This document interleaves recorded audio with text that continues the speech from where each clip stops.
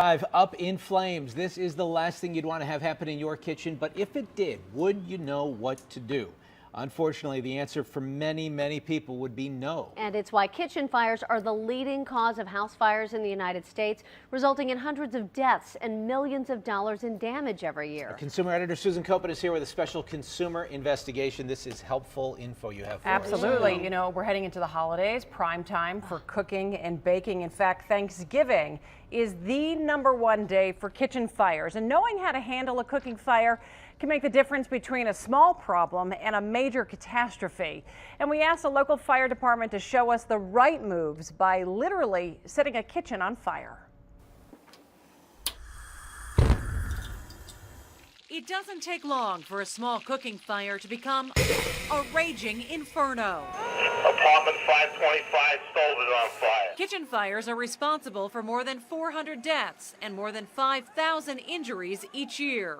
Do you think that most people know what to do in a kitchen fire? Unfortunately, most people don't know what to do because we see it time and time again, people doing the wrong thing. Jason Ziegler admits he did the wrong thing when oil for his chicken wings caught fire. You walk into the kitchen and what do you see? I see a bunch of smoke and I see a flame coming from the pot. And your first reaction is what? Get the pot out of the house. I reached out like this and grabbed onto the handles. Jason says he grabbed the burning pot and tried to get it out the door. When I was turning around to open the door with my backside, that's when it flashed over and caught my arm and I dropped the pot and it come up on me. This was one of the worst areas here. The skin actually started coming down. It looked like melted wax. I was burned here on my right arm and the right side of my face right here and onto my ear. Jason spent 11 days in the hospital, and he still bears the scars of what happened when his small kitchen fire got out of hand. If I would have known then what I know now, I could have, prevented all this from happening.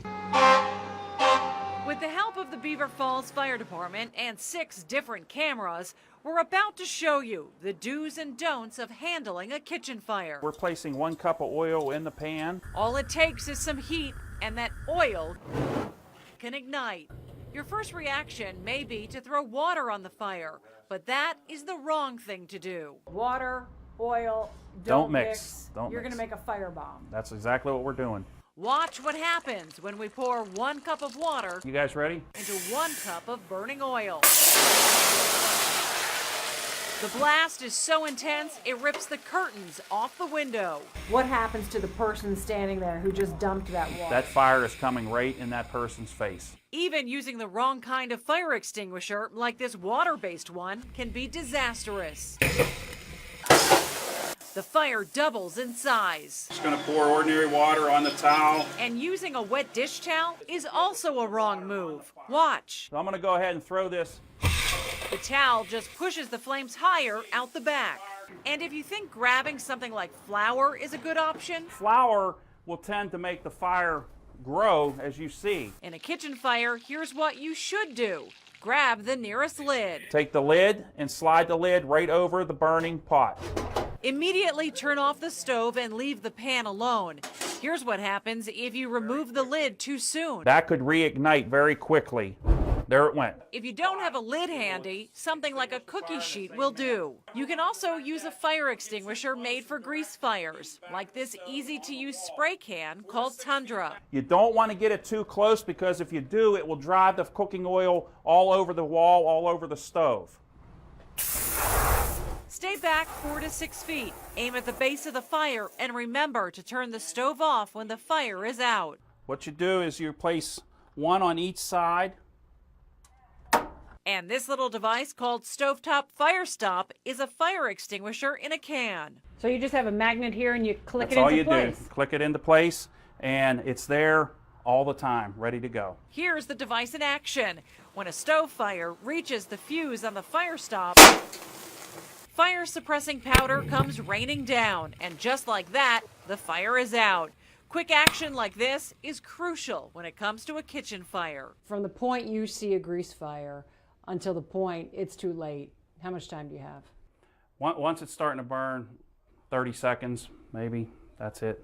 We decided to let this fire on the stove burn.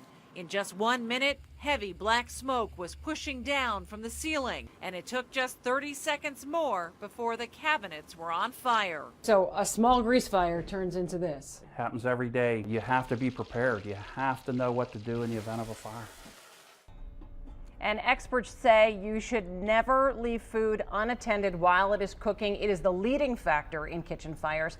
And you should always cook with a lid and a cooking mitt by the stove just in case, so you can act quickly. This is one of my biggest fears. I'm so glad you did this. Now, one thing I hear about is baking soda. Does that work to put out a fire? Baking soda can put out a fire, but they don't recommend it. One, you're going to start looking for the baking soda. Where is it? And then you have to get so close to the fire to dump it in. And then what if you try to throw it on? It's going to spray the fire. So they don't recommend it. Okay. Yeah, these things look like